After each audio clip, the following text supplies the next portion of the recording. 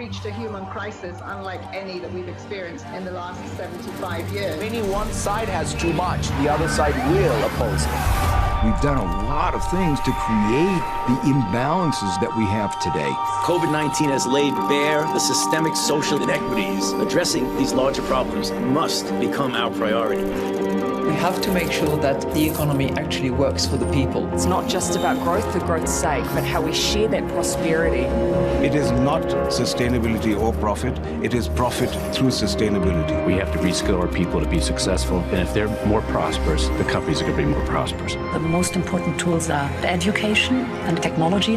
Technology creates opportunities so that people are able to move to greener industries. It's not about not knowing that we are in a climate emergency. It's about choosing to take action. For that, we need to act decisively in the support of renewable energy. The science is very clear today that the sustainable path is more attractive. We can focus on the short-term benefit, or we can look further to solve bigger issues. We need unprecedented collaboration to create systemic change. It means redesigning the instruments we currently have on a completely different trajectory, and that doesn't leave anybody behind. We are one community, and we have to remember that.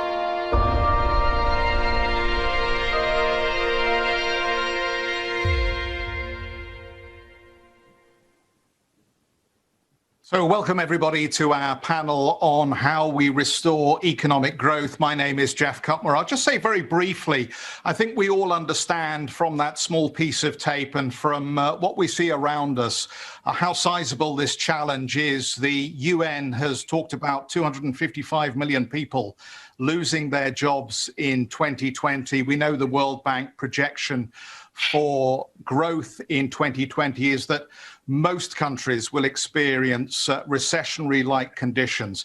So I'm very pleased that we've got a terrific panel just to focus on actually how we might think about sustaining and restoring economic growth for 2021 and the years beyond. Let me introduce Bruno Le Maire, Minister of Economy, Finance and Recovery for France, Peter Altmaier, Minister of Economic Affairs and Energy for Germany, Christine Lagarde, the President of the European Central Bank and member of the Board of Trustees for the World Economic Forum, Herbert Diess, the CEO of Volkswagen, and of course David Solomon, the Chairman and CEO of Goldman Sachs. President Lagarde, maybe I can start with you. Given the recovery is clearly most dependent on the path of the virus at this stage and the lifting of lockdowns in 2021, what is the immediate priority in terms of any further macroeconomic intervention at this stage? Have we reached peak intervention in reality at both a monetary and a fiscal level? And actually, it's the path of the virus now that will matter most. Well, Jeff, let me divide 2021 into two sequences, if I may. I think our hope is still that 2021 is the year of recovery, but in two phases. And phase one is clearly one that is still plagued with a very high level of uncertainty as vaccinations are produced, supplied, distributed, as we see more lockdown measures, sometimes more stringent, as the variants are also now being rolled out in our societies. And the latest data that we have for the euro area indicates that growth for Q4 is going to be negative, which clearly will have an impact in the first quarter of Q1 in 2021. So we're really looking at a phase one where it is still about crossing that bridge to the recovery, but where the journey seems to be a little bit delayed, but should not be derailed. And in terms of policies, what it means for this phase one, it means that fiscal still has to play a dominant role and has to be very active. At the moment, when we look at the numbers for the euro area in particular, we see that the net balance from a budgetary point of view is going to be negative 6.1%. That's in the cards and in the books. On the monetary front, I have said repeatedly, and I'm happy to repeat, that our goal is to continue to support all sectors of the economy and to make sure that financing conditions remain favorable. And that means, from a bank lending point of view, bond yields point of view, but that financing conditions continue to be favorable, are preserved as such. So that's phase one, really, where we have to stay the course and make sure that the situation is favorable. If you then cross that bridge and get to the second phase, where we have, we are on the other side, economy is reopening, then the challenges are different. Because it's not the economy stupid, I was going to say, but it's not the same economy that we are talking about. And it's most likely going to be a new economy, which will be associated with positive developments and also with challenges. I'll mention 4 of each. In the positive development, many of our advanced economies, particularly in Europe, have leapfrogged by about 7 years in terms of digitalization. Second, when you look at the way people actually work, it's very likely that about 20% of the time that was worked in offices will be worked from home. Third, technological changes are really affecting, and for the better, the pandemic affected sectors. And when you look at the VC capital that is being spent on those particular sectors that are affected by social distancing, it's up 56% since December 2019. And finally, and I think that's a critically important point for the longer term policies that have to be adopted now, there is a very strong awareness by people that climate change is an issue that must be dealt with as a matter of priority. There's been a survey which was recently conducted by Ipsos, which indicates that more than 70% in the 16 largest countries want climate change and the fight against it to be their priority. So those 4 factors are clearly positive developments that will have to be taken into account. On the other side of the challenges that we see going forward, number 1, people. When you look at the unemployment numbers, it is not so bad. It's up by about 1.1% in the euro area. But that is really hiding actual numbers that are a lot worse, because a lot of people are being discouraged from showing up as looking for jobs because they know that they will not find those jobs. Second, when you look at the low-skilled versus high-skilled workers, it's the former who have been most affected rather than the latter. You have minus 6% of workers in those low-skilled jobs up to the third quarter, and you have 3% up more skilled workers that are being hired in our economy. Third one is that lockdowns that are affecting the economy are affecting all companies.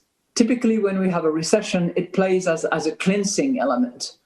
The pandemic is actually hitting the productive and the non-productive operations, and that is also going to have an impact in terms of scarring going forward. And fourth, when we look at investment in innovation, that has gone down as well. R&D numbers have gone down by 14% in the euro area this year in 2020. So those 4 factors are going to be challenging when we look at policies going forward, which will have to factor in what needs to be done. And for that purpose, in the beautiful presentation that we saw, digitalization, green development and the financing that goes with it, focus on education, helping for the longer term. But it means critically favoring and supporting investment into this new economy. So while both on the fiscal front and on the monetary policy front, authorities will have to stay the course and to continue support. At the same time, investment will have to really be focused in order to lay the ground for a new economy where scarring will have be hopefully avoided or reduced by the measures that will be taken. As you point out, in the short term, monetary policy must hold the course. Can I ask you, there was a change in language around the PEP statement last week.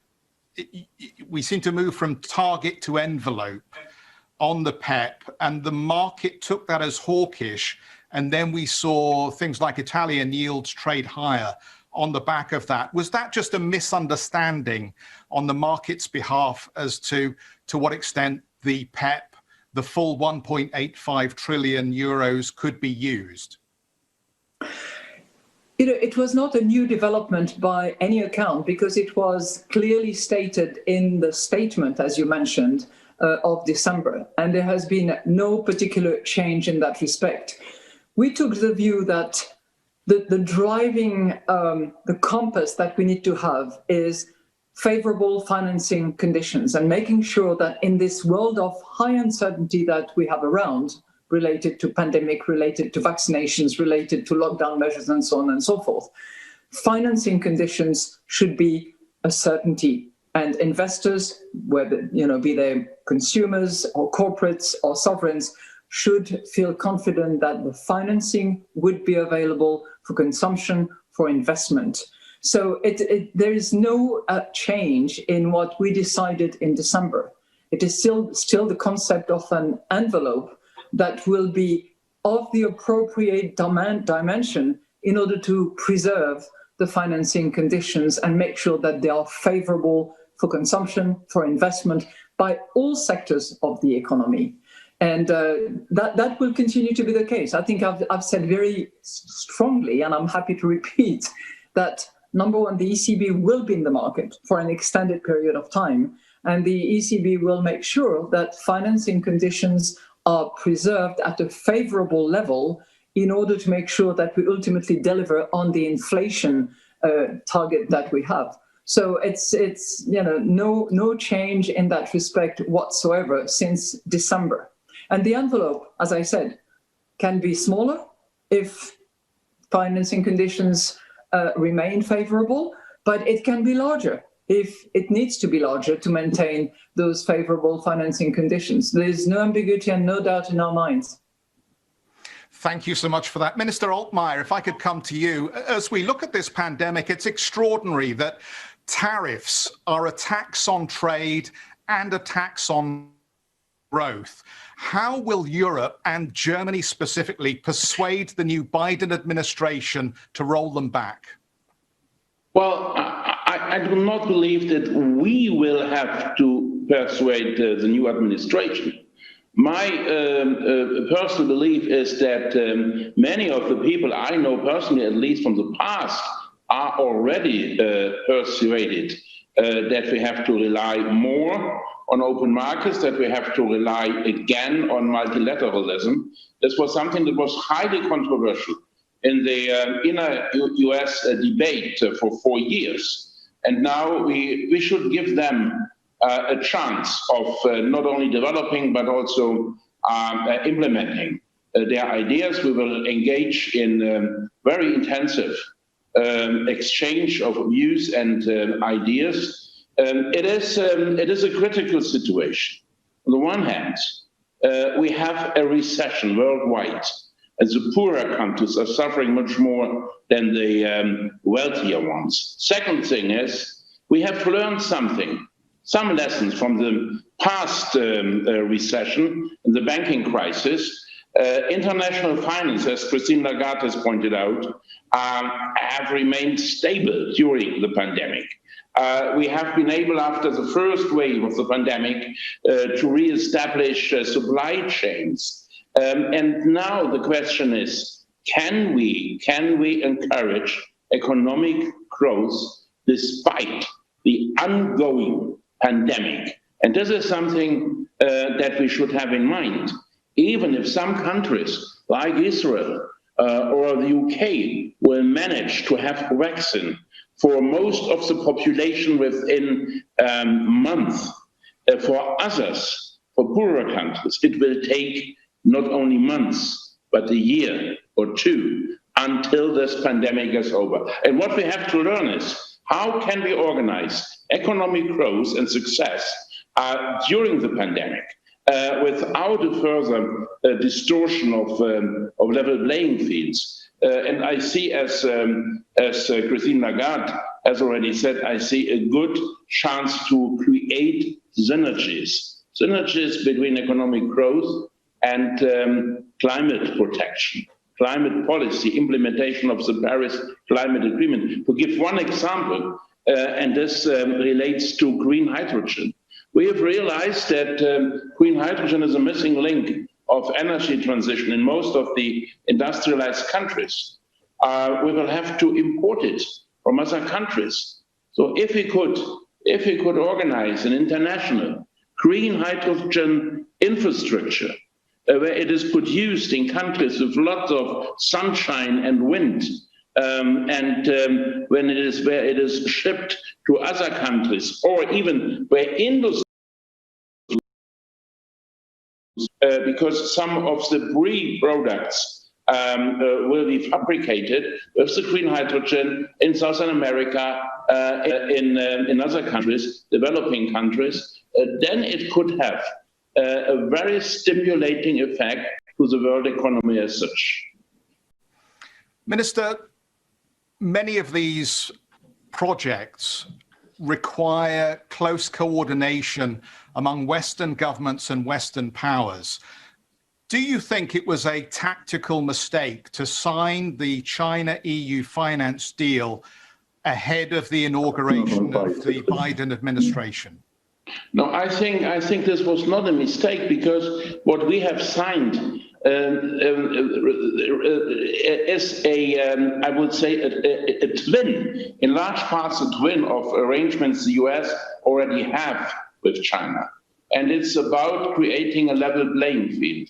So I'm very optimistic that we can develop and negotiate and sign more similar agreements worldwide, and that the US will also follow this path in their negotiations with other countries worldwide. Minister Le Maire, let me come to you. You said last week that you see a change in position in the US on taxing tech giants. Structurally, clearly, this is part of the restoration of growth. But surely any new taxes at this time send a negative message to all businesses about them investing for growth. How do you balance the two things? I think that you can have two objectives for the short term. The first objective, as Christine Lagarde just explained, is to continue supporting the sectors that have been the most severely hit by the crisis.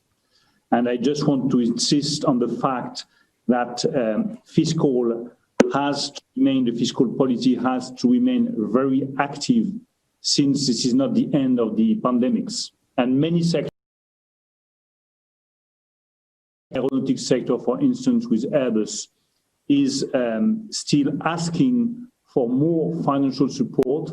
And it must be clear in all European countries that till the pandemic is still striking our economies, we need to have a fiscal support to these sectors. But we also have to think about the future. And as Peter just said, we have to, first of all, invest on innovation, new technologies, and do our best efforts to keep the same level of investments. Otherwise, we clearly run the risk, we European countries, to go out of the technological race of the 21st century. And we have to think about the kind of economy we want to build. We want to build a sustainable economy. We want to reduce the inequalities among nations. And we want to reduce also the inequalities in the international taxation system. The winners of the economic crisis are the digital giants. How can you explain to some sectors that have been severely hit by the crisis and that are paying their due level of taxes, that the digital giants will not have to pay the same amount of taxes? This is unfair, and this is also inefficient from a financial point of view. And I think this is very good news that the new Secretary for the Treasury, Janet Yellen, just explained to the US Senate that she was open about the idea of thinking about a new international taxation with the two pillars. First of all, digital taxation, and of course also a minimum taxation on corporate tax. So I think that we are on the right track. There is a possibility of finding an agreement on this new international taxation system by the end of this spring 2021. And I can tell you that we will do our utmost efforts to pave the way for an agreement. And as I introduced this panel, I mentioned the need to get the vaccine programs running smoothly. Is there a risk that France's slow rollout will delay the speed of the recovery there? No, I think that President Macron made very clear that we want to accelerate on the vaccine because we are fully aware that there is a direct link between vaccine and economic recovery. And I also want to make clear that the key challenge that we all have to face is to give a short-term response to the consequences of the crisis. I mean, the social consequences, the economic consequences on some very specific sectors, while building the future. And that's clearly the most difficult challenge that we have to face. Because, of course, the easy solution would be to focus only on the short-term responses.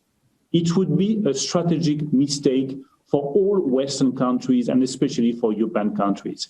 We have to give our short-term response while thinking about the future, remaining in the investment race and in the innovation race, while building new technologies, funding disruptive technologies, and thinking about the kind of economy we want to build together. And can I just follow up on that? If regulatory reform and restructuring is part of the key to lifting growth, is it time for France to embrace foreign investment, even if it means that you lose a supermarket or a yogurt maker to a foreign buyer? I can see what is behind your question. I want to be very clear on the question of Carrefour.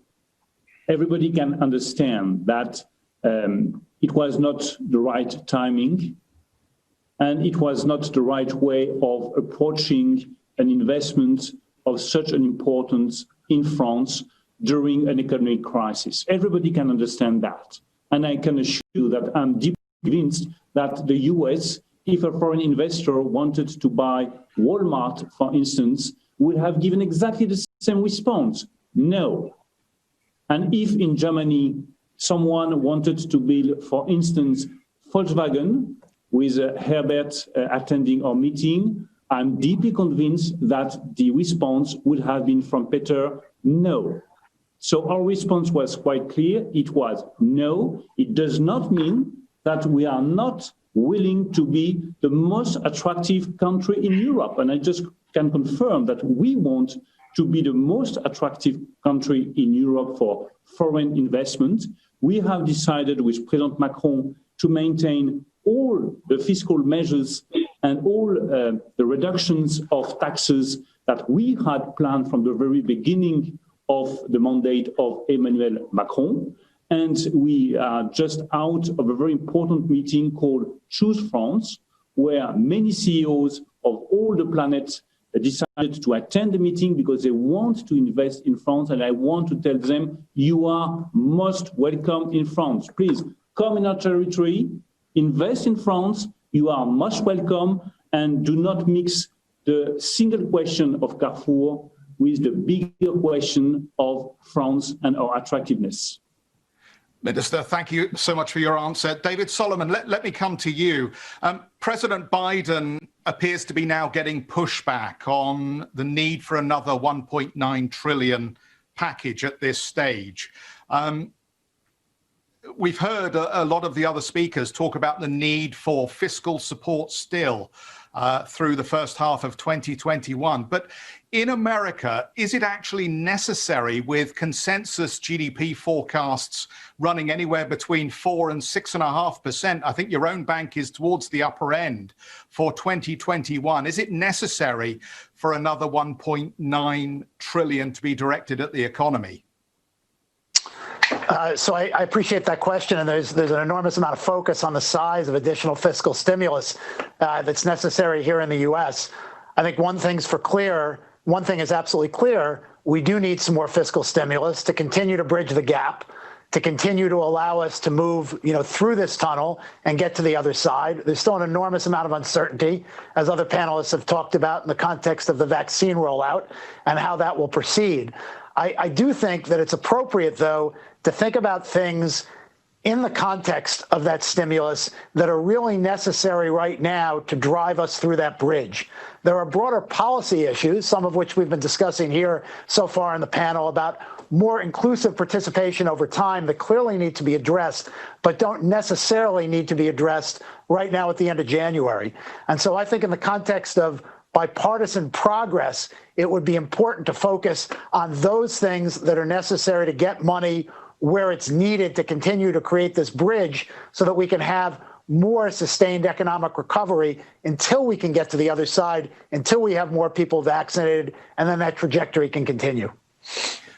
In the near term, I think you've expressed some reservations, or should I say concern about the froth around SPACs and other capital market activity. How real is the risk to financial stability as you see it at the moment? Because obviously, dealing with one crisis, we certainly don't need another. Well, I think you need to separate the context of the potential for volatility and some excess in markets with the word crisis. And so, you know, at the moment, I certainly see things in the market that are concerning to me. We have very, very low rates, and we're clearly going to have low rates for a long period of time. When you have low rates and capital is very inexpensive, it obviously does fuel some speculation. There's benefit, and we need it during the time of the pandemic, of this very, very loose monetary policy, but there's consequence on the other side. I do think that it's appropriate to be looking at something like SPACs and thinking about what the consequence of this capital markets innovation can be. As I said last week on our earnings call, there's benefit. I think this is a good capital markets innovation, but like many innovations, it can go too far. And I think at this point, there's an enormous amount of capital being accumulated, and the incentives may need to be rebalanced, and that needs to be rebalanced over time. I think at some point, the market will naturally flush some of this excess out, but that doesn't necessarily mean when the market flushes that excess out that we have some sort of a market crisis. It can be just a rebalancing of markets over a period of time. Herbert Diess, the pandemic has exposed supply chain fragility, particularly for you with global chip shortages.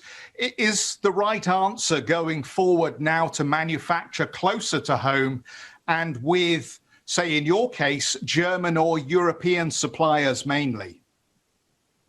No, I wouldn't say so. We are also in the future relying very much on open supply chains and shared distributed labor all over the world. And there are manufacturing sites for specific computer chips, which you wouldn't find in parts of Europe or not even in the United States. So we have to make sure that the markets remain open, that the supply chains remain intact. And even this pandemic was tough on logistics. No, we could manage to get through it, and we have many parts which are really traveling across the world. So our target should be not to become, let's say, regionally fully independent. I think there's a big advantage for the world to produce in this in different locations wherever there's competitiveness. So that's clearly a vote for an open trading system here. Let me ask you a slightly different question. Christine Lagarde and a lot of other speakers have talked about Build Back Better with a focus on the climate and ESG more broadly. You are grappling with chip shortages. You are grappling with a pandemic. You are electrifying as quickly as you can to meet the new demand for electric vehicles, greener vehicles. But at the same time, you're going to be fined 100 million euros because you missed a climate target. Does that make any sense to you? Isn't that 100 million euros you could better spend in investing in offsets or indeed in electrification? Yeah, definitely. We wouldn't have, I'd say we didn't like to pay that fine of 100 million. Now, that happened because we just launched a few of our electric cars in the midst of the COVID pandemic. Now, the Porsche Taycan, for instance, the Audi e-tron, but we missed the targets by a very minor amount, by half of a gram, basically. We reduced our CO2 footprint by 20% or close to 20%, and we will fulfill the targets in 2021. We think that, let's say, the new targets of climate change is an opportunity for innovation, for, let's say, producing cars and mobility with a lower CO2 footprint. I think for the innovators, if we consider ourselves as innovators in that industry, it's a chance. Yeah. Let me bring the conversation then back to you, Christine Lagarde, Madame Lagarde, President Lagarde. Constantly trying to work out what is the appropriate address these days. But President Lagarde, you're doing well. Let me bring this back to you. We need to see clearly a change that brings about a more equal sharing of the resources and the profits that we generate through global growth. So my question would be, how do we make sure that the climate-related spending that's being touted now as a pathway to growth is not just another cynical transfer of public money to consultants, lawyers, and private companies? That's a really good question, Jeff, because I think that a lot of work has already been done, and we've covered part of the journey. In other words, there is a political impetus, there is a momentum. The regulators and the policymakers seem to be aligned, certainly in this part of the world, and determined to address the issue of climate change. The situation that we face is that there are multiple dimensions that need to be addressed. And I would mention three of them. The first one is including, and by that I mean all these externalities that we have tolerated for such a long time. In other words, the price of destruction of our environment and the cost of climate change, that has to be included so that we have a pricing mechanism and prices that actually reflect the reality. The second is informing, because it's also called disclosure in proper parlance, but it means essentially respecting the same principles and indicating what efforts are being made in order to reach the net zero levels, that is the target. And three, investing. And I think investing in innovation. And the three of them actually come together. We all have in the back of our mind very difficult experiences of trying to price carbon, of trying to put in place carbon taxation.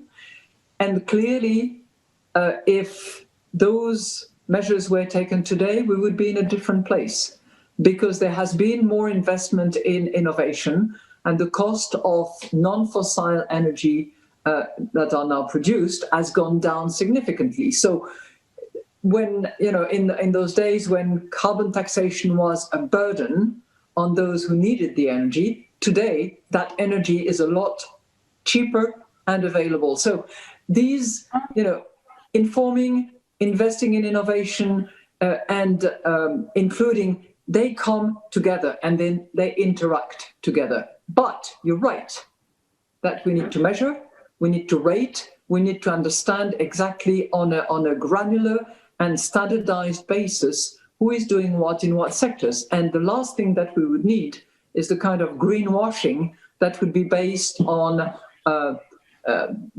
uncoordinated, non-standardized measurements. So as a result of that, we need to have concerted action by all, whether it's the rating agencies, whether it is the regulatory principles that apply, whether it is the kind of disclosures that have to be made. All of that needs to work in tandem in order to produce what people actually want. And I think the last thing that they would like to see is that all the public money be actually spent for the benefit of, some standard setting processes and mechanisms that would actually give no result. So it will not be only achieved by the public sector, but it needs to be driven measured, aligned, and set in terms of principles and targets by the public sector so that private participants can actually understand what the prices are, what the markets recognize, and how risks are managed. And central banks are not policymakers in that respect, but they will do their share as well. And Minister Altmaier, clearly what's critical for the private sector is access to capital. And yet, as we compare Europe and the recovery with the recovery in the United States, it's clear bank lending in the Eurozone, a main source of capital, is contracting at this point. Structural shifts to market sources of funding seems to be very slow at the EU level, and the UK financial services approval process appears to be now being deliberately delayed. Is politics at risk of strangling access to sources of credit for European companies who want to make these investments? Well, fortunately, I'm not the Minister of Finance. I'm the Minister of the Economy. So let me put it like this. What we have very successfully organized in Europe over the last 6-7 months is solidarity with regard to the support measures that were taken. That was to avoid harm for the economy, for large parts of the economy. And we were quite successful in this, and that means lower unemployment, it means lower recession, and that was quite well done. The second point is we have to unleash investment. We have to unleash structural reforms in order to generate the capital and the finance that we need. And this is something that is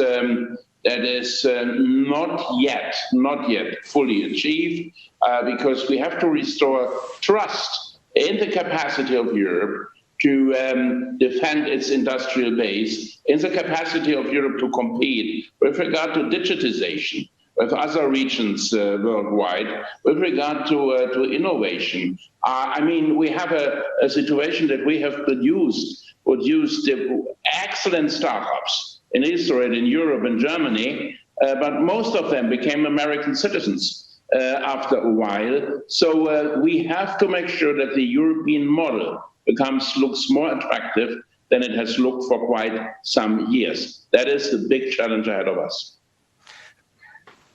The equality of opportunity as we restore growth is critical, it seems to me. David Solomon, Wall Street has done very well, less so the real economy. Wall Street and the so-called 1% did very well from the GFC recovery. As we look further out, what is the right way to level the playing field when growth comes back strongly?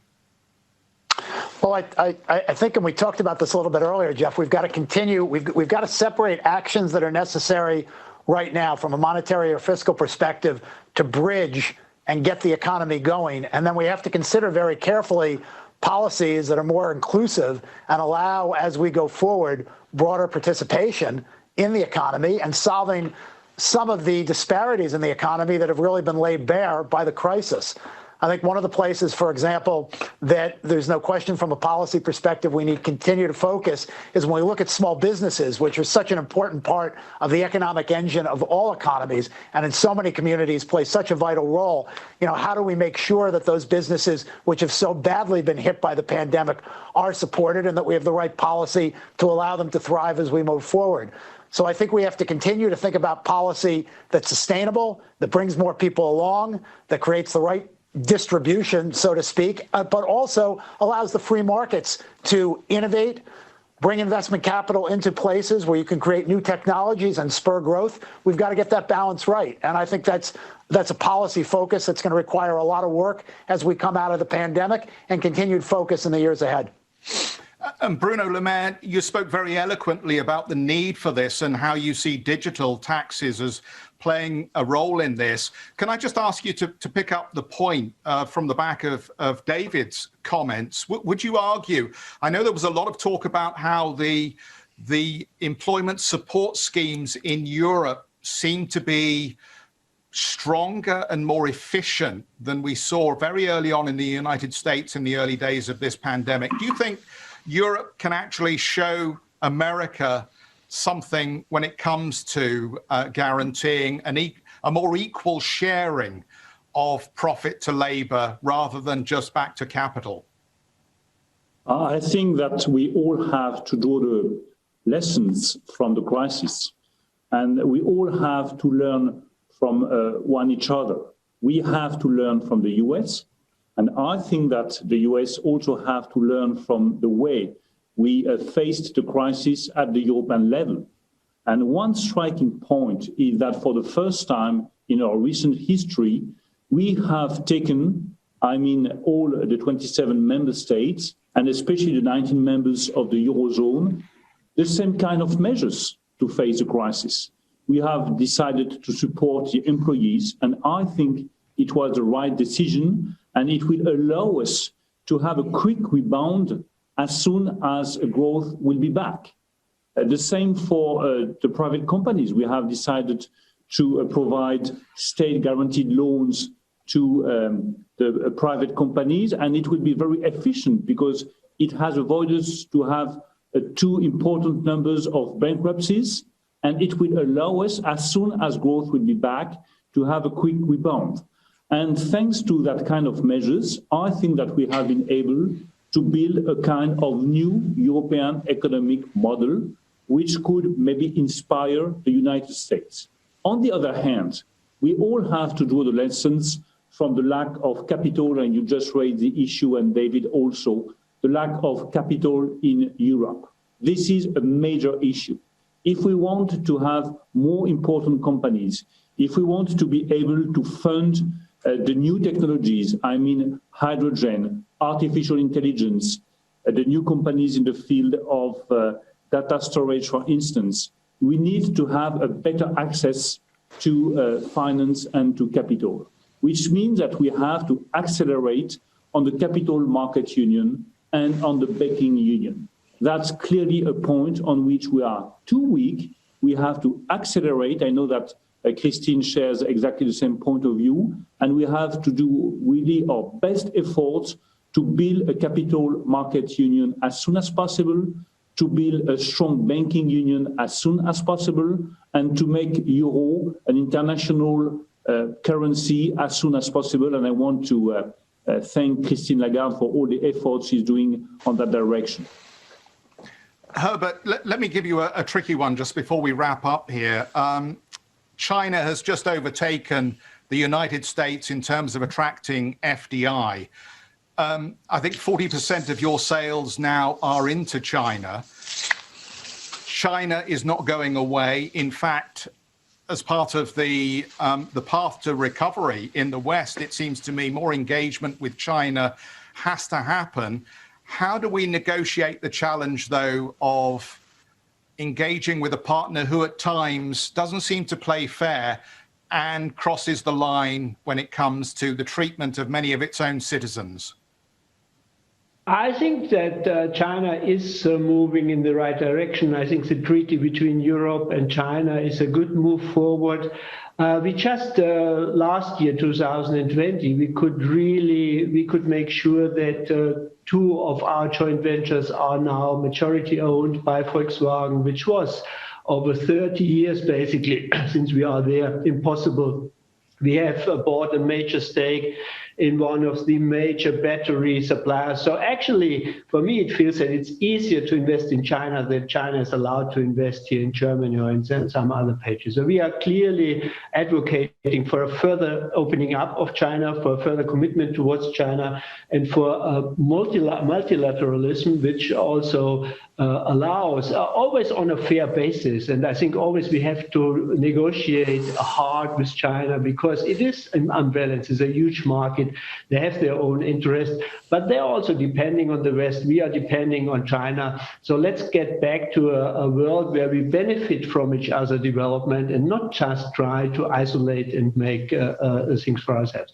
For us, China is a huge opportunity. China also technologically is advancing fast. We are the biggest automotive or car manufacturer in China.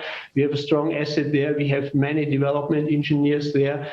And we are developing in China also technology, which we are then using in Europe and in the United States. So let's get, and I have high hopes that after that hopefully it was a transition period where, let's say, the world became smaller and more isolated and polarized again. We are hopefully heading back to a more open world with free trade and hopefully at least bilateral agreements, but hopefully worldwide agreements for open trade. I think it's much better to try to cooperate and work with China than try to isolate China. Also, as a last point, as this was probably your point, no, addressing us that also if and we cannot, let's say, we share not the same value like in China, and we see clearly that the democracy is not probably developing fast enough. But still, I think trade, communicating, being there, participating is much better than moving out and leaving China. And let me finish with an audience question. And thank you, everybody, for tuning in to watch our panel here. And the question is for you, President Lagarde. Jody Padilla writes from Global Shapers, how do we build this new economy, this recovery that recognizes the importance of women's contribution and reinforces its economic value? Certainly by bringing more women to the table. And various countries have demonstrated through the use of quotas, of targets, of minimum. France is one of them that actually now has 40% of women on the board of companies, that progress can be made and that women can do the job just as well as men. Thank you very much. And thank you very much. And thank you to Minister Le Maire, Minister Altmaier, Herbert Diess and David Solomon for joining us on this panel. And thank you, everybody, for tuning in to this World Economic Forum event. Thank you. Bye-bye.